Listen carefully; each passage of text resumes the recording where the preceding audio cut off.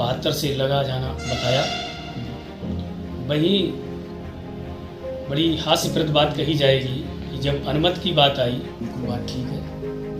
इसी बीच दिनांक 21 जनवरी को किसी व्यक्ति के द्वारा माननीय न्यायालय में एक रिट याचिका दायर। जहाँ तक हैट्रिक की बात है और आपने कहा धुआंधार प्रत्याशी, तो मैं इसमें ये कहूँगा कि धुआं तो उड़ता है और कहाँ जाता है इसका पता नहीं चलता है, और धार लोगों को काटने का कार्य करती है। तो मैं धुआंधार पे विश्वास नहीं करता हूँ। मैं तो अपनी जनता नगर का प्रथम नागरिक का दर्जा किसी शराबी व्यक्ति को दिया जाए। नगर की जनता ये कभी नहीं चाहती है कि किसी जुआरी को दिया जाए। नगर की जनता कभी नहीं चाहती है कि किसी चरित्रहीन बेईमान को दिया जाए। नगर की जनता स्वाभिमान के साथ अच्छे व्यक्ति को जिताने का टीवी 94 चैनल देख रहे सभी दर्शकों का बहुत बहुत स्वागत है। आज हमारे बीच पिछले 10 वर्षों से लगातार चेयरमैन के रूप में चुने जाने वाले शरद कांत भाटिया जी हमारे साथ मौजूद है। आइए उनसे कुछ खास बात करते हैं। बहुत बहुत स्वागत है आपका टीवी 94 में। आपका भी बहुत बहुत आभार सूरज जी। शहीद मेले को लेकर चली उठापटक, भविष्य में होने वाले चुनाव के संबंध में क्या कहना चाहेंगे आप? को लेकर के मैं सबसे पहले बात करना चाहूँगा कि शहीद जो नगर में हमारे 3 शहीद हुए, मैं उनको पहले तो सच्ची श्रद्धांजलि अर्पित करना चाहूँगा। आज सब हम जो स्वतंत्र रूप से घूम रहे हैं, तो हम उन शहीदों के बलिदान के कारण ही स्वतंत्र रूप से घूम रहे हैं, और मेरी पूरी सच्ची श्रद्धा उनके प्रति है। मैं अपने श्रद्धा सुमन अर्पित करना चाहता हूँ उनको। लगाया गया और शुभारंभ से पहले हटा दिया गया, क्या वजह रही? नगर पंचायत द्वारा मेले की पूर्ण तैयारियां की गई, ये बिल्कुल बात ठीक है। कारण ये था कि किसी व्यक्ति के द्वारा माननीय न्यायालय में एक रिट याचिका दायर की जाती है 21 जनवरी को, और सेम डे उसी दिन एक पक्षी आर्डर होता है जी।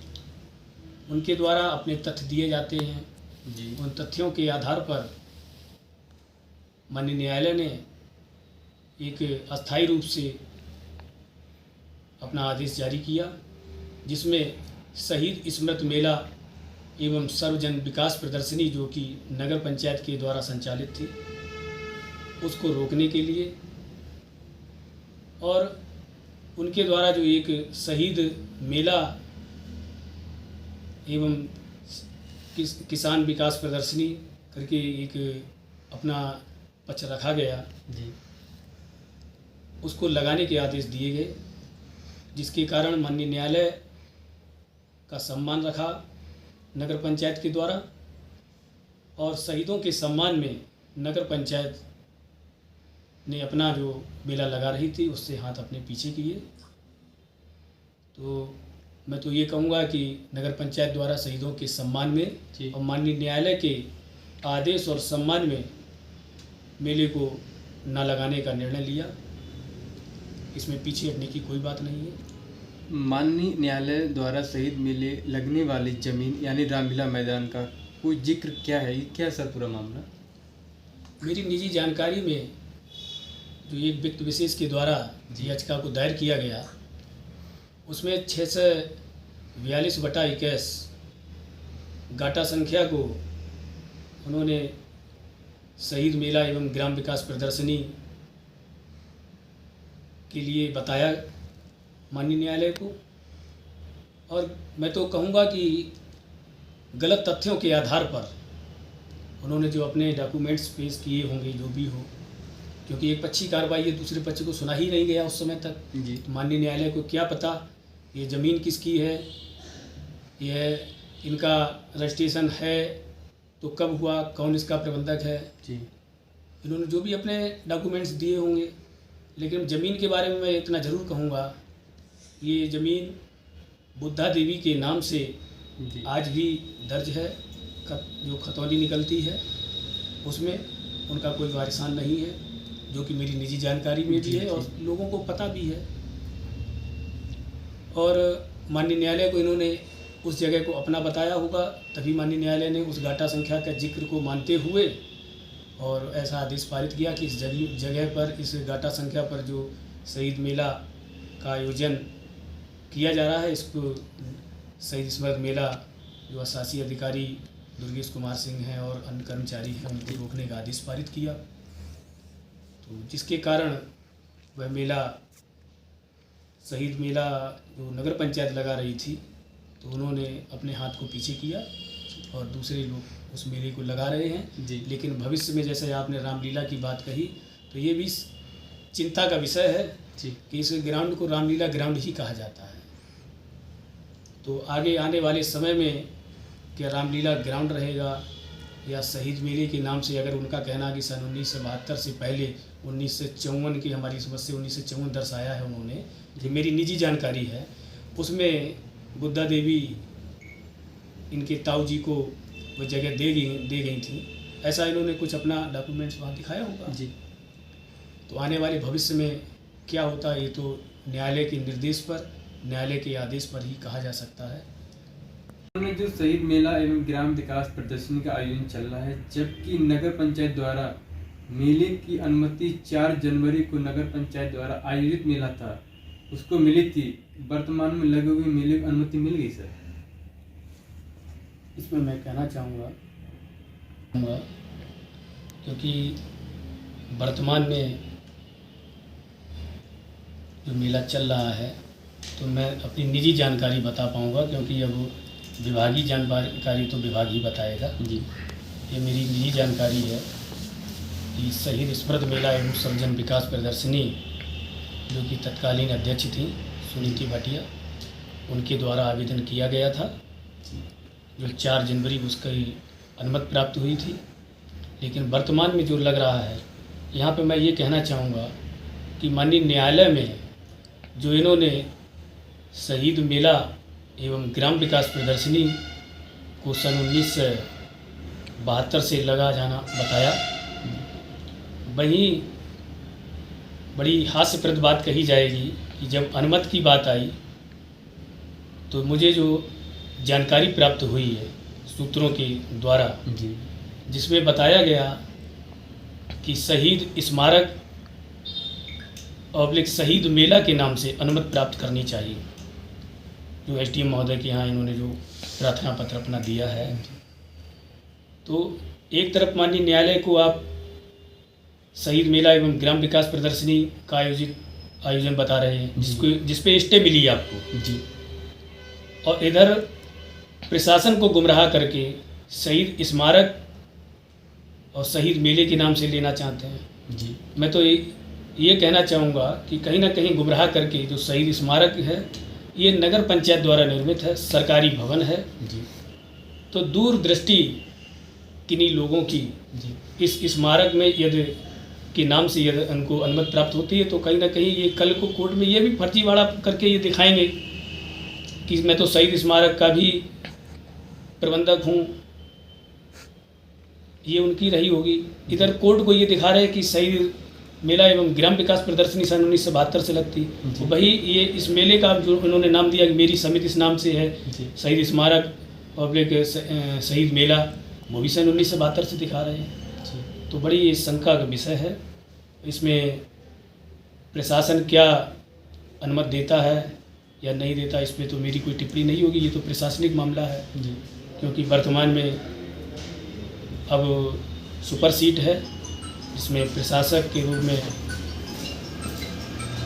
जो हमारे अपर जिला अधिकारी महोदय हैं और प्रशासन अधिकारी, तो इन लोगों के निर्देश पर ही सारे कार्यक्रम चलेंगे।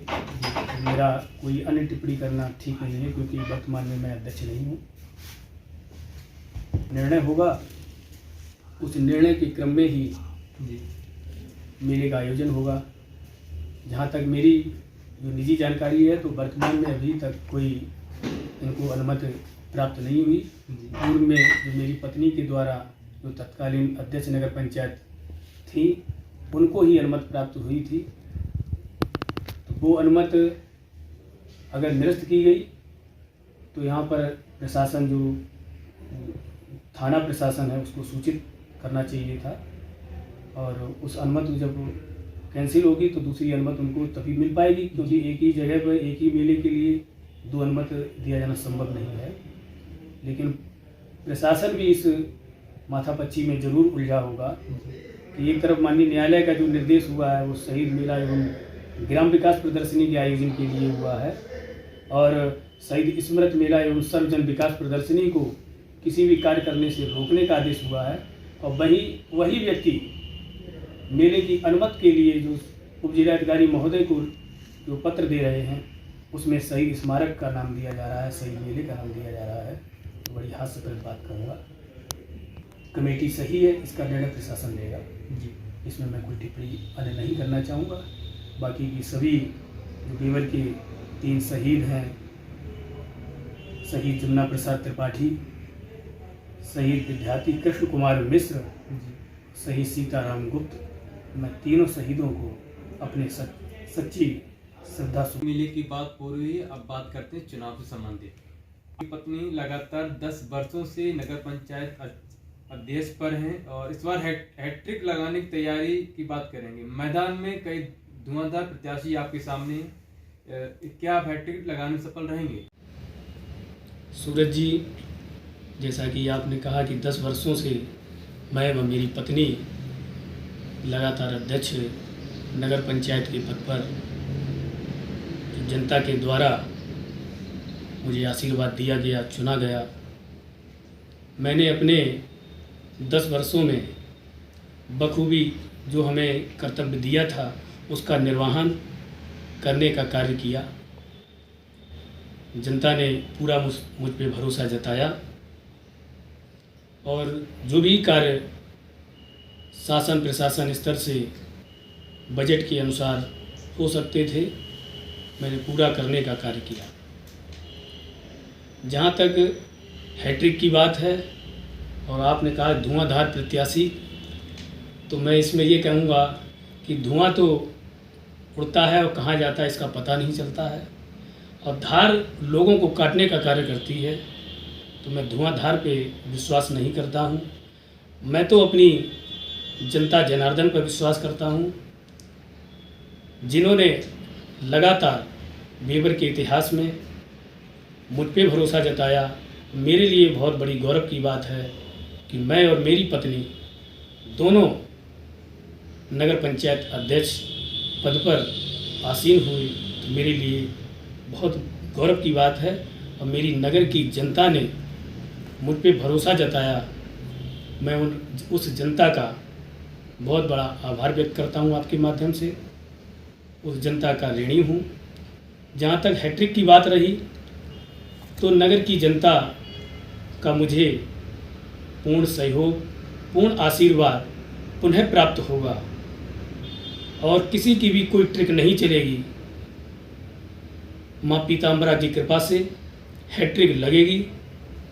जनता का वोट, जो अमूल्य वोट कहते हैं, वो मुझे प्राप्त होगा और लगातार तीसरी बार भी मेरे नगर की जनता मुझे अध्यक्ष नगर पंचायत के पद पर भेजेगी।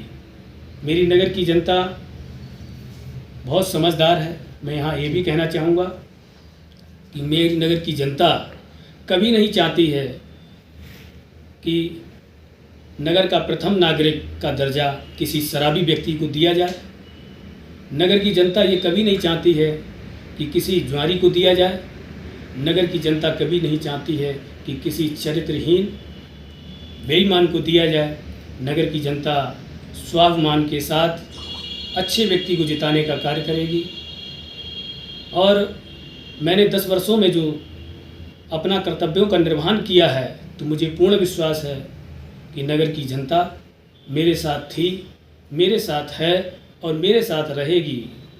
किसी भी गरीब व्यक्ति से किसी भी तरीके की अवैध वसूली मेरे 10 वर्षों के कार्यकाल में नहीं हुई। मैं इतना ही कहना चाहूँगा कि मेरी नगर की जनता मुझे पूर्ण समर्थन के साथ, अपना अमूल्य वोट के साथ और भारी मतों से विजयी बनाने का कार्य करेगी। मैं आपके माध्यम से नगर की जनता के चरणों में प्रणाम करता हूं और उनसे हैट्रिक के लिए पुनः आशीर्वाद की कामना करता हूं। भटिया जी, आपसे बात करके बहुत कुछ हमें जानकारी प्राप्त हुई है। आपका भी बहुत बहुत धन्यवाद। आपकी टीवी चैनल 94 का बहुत बहुत धन्यवाद, जो आपने हमें अपना अमूल्य समय दिया, हमारी बात को सुना। बहुत बहुत धन्यवाद। यदि आपको हमारी खबर अच्छी लगी हो तो खबर को लाइक करें, कमेंट करें और चैनल को सब्सक्राइब करना ना भूलें।